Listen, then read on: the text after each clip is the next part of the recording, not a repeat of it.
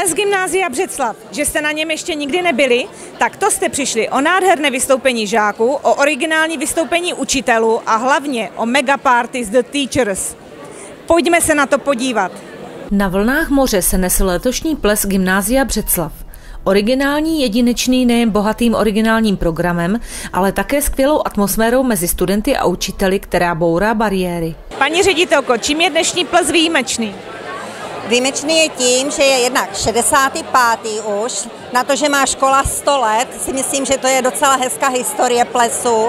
A výjimečný je také tím, že se koná po 2 letech covidové pauzy. Letošní téma je moře a věci, které jsou spojené s mořem, takže předtančení, které připravili a vymysleli moje kolegyně Markéta Cahová a Blanka Říhová, se nese v duchu Pirátů z Karibiku. Ale pojďme hezky od začátku. Sál narvaný k prasknutí, každý si hledá to nejmísto, aby dobře viděl. První vystoupení s tématikou Pirátů z Karibiku neslo název Pod černou vlajkou a z žáky jej nacvičili paní učitelky Markéta Cahová a Blanka Říhová.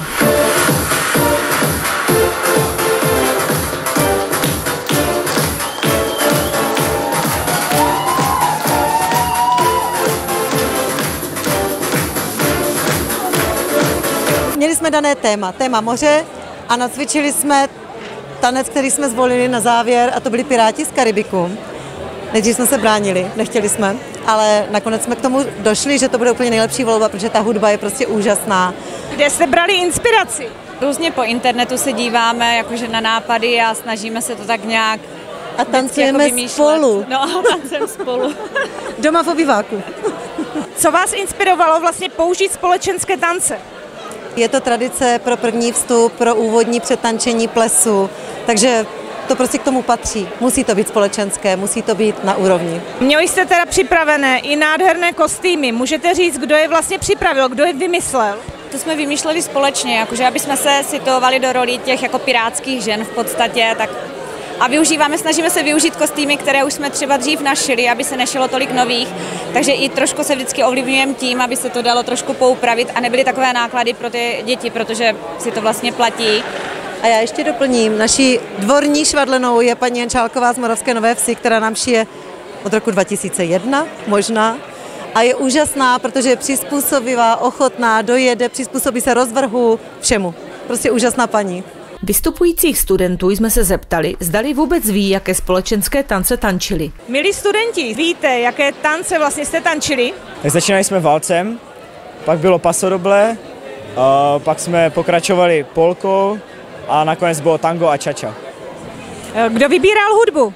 A naše paní profesorky, obě dvě. Čekali jste takovýhle úspěch od obecenstva? Tak doufali jsme v to, ale když jsme to tak dlouho trénovali. Jak dlouho jste se připravovali na to vystoupení? Několik měsíců, třeba 4 roku předpokládám, že odhaduju, že to bylo. A jaký máte pocit, když jste to vlastně odtančili, všechno se to povedlo a lidem se to líbilo, takže jaký to byl pocit? Tak bylo to fakt jako super. Ten konec, když se začali tleskat, to úplně stálo za to vystoupení. Choreografkou druhého vstupu studentů byla opět členka učitelského sboru paní Zuzana Káňová, která společně se studenty připravila vystoupení scénického tance pod názvem Bouřící moře. Pro příběh námořníků, které uchvátí moře, zvolila scénický tanec, kdy specialitou byly i použité rekvizity vějířů s hedvábným pásem, které vytvořily pocit, že se opravdu houpete na vlnách moře se zapadajícím sluncem. Veškerá vystoupení se nacvičovaly od října.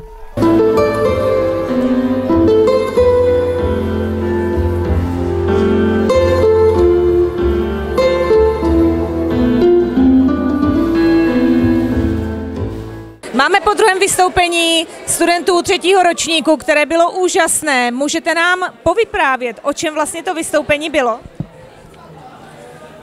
Já bych řekl, že to byla báje o jakési ty vášní k moři, kterou ti námořníci v té době byli pohlcení a jak to slibovalo, jak to ve skutečnosti bylo nebezpečné a do čeho se dostávali. A vlastně si myslím, že to byl komentář na to, jak v dnešní době je to úplně stejné, až na to, že se to v jiných oblastech projevuje tady tohleto. To největší překvapení si necháme nakonec. Mezitím jsme vyspovídali hlavního organizátora, pana učitele Zbínka Chlumeckého, z čeho dalšího se návštěvníci plesu mohli těšit. K hudbě, k tanci hraje Teachers a od 9:30 bude hrát cymbálová muzika Vergariovci.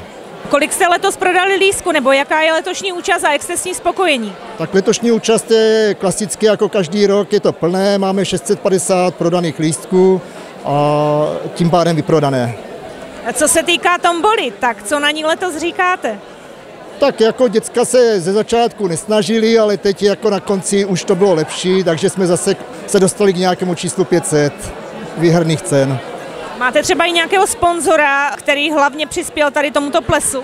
Tento rok vlastně nám dalo víno, k plesu nám dala šlechtitelská stanice Velké Pavlovice, což nám vlastně zabezpečilo občerstvení na stole v hlavním sále.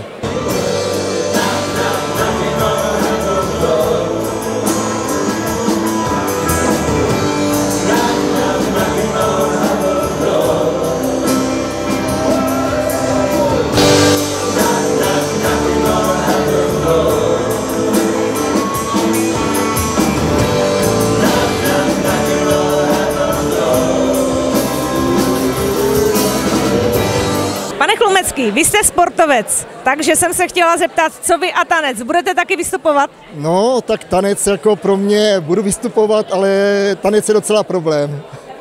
Takže uvidím, jak to dopadne. Na ples gymnázia se velmi rádi vrací i absolventi z předchozích let. A co se vám na tomto plese nejvíce líbí? Tak líbí se mi výzdoba, atmosféra a doufám, že to dneska dobře dopadne všechno. No. A proč jste sem vlastně dneska zavítal? Vlastně tím, že jsem absolvent, tak abych potkal staré spolužáky, učitele, se kterými se znám a tak. No. Co se vám na tomto plese nejvíce líbí? Asi to tradiční pojetí, že se tady potkáme se svýma bývalými spolužákama, přáteli, učiteli. Je to takové hezké vzpomínání. A nakonec to nejlepší. Pobřežní hlídka v podání učitelského sboru byla opravdu nezapomenutelným zážitkem a sklidila obrovské ovace od všech diváků. To, že se i učitelé umí bavit, a to i mezi svými studenty, bourá bariéry a utužuje vztahy mezi učiteli a žáky, což podporuje i lepší atmosféru ve vyučování a hlavně zanechává nezapomenutelné vzpomínky.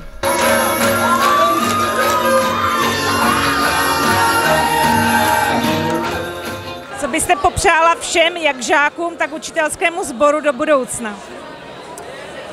No, v dnešní době, ta doba je opravdu velmi komplikovaná a já speciálně žákům bych přála, aby naše školství jim poskytlo přesně to, co by potřebovali, protože současná společnost se obrovsky rychle mění a to školství zaostává. My se sice ve škole snažíme, ale je to prostě moloch, který nejde tak rychle změnit, takže jim bych přála, aby se jim dostalo v budoucnu, aspoň na těch vysokých školách, takového vzdělání, které potom v životě využijí. A jinak všem kolegům, všem přátelům školy přeji samozřejmě hlavně zdraví, aby jsme žili v klidu a míru.